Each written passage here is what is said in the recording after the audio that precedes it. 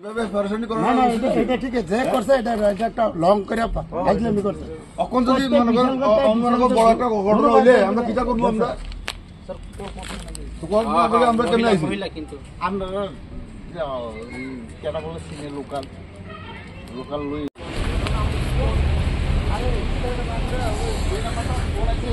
আমরা চিন্তা করবো আগুন না ইয়াতে আমাদের এন্ট্রি করেন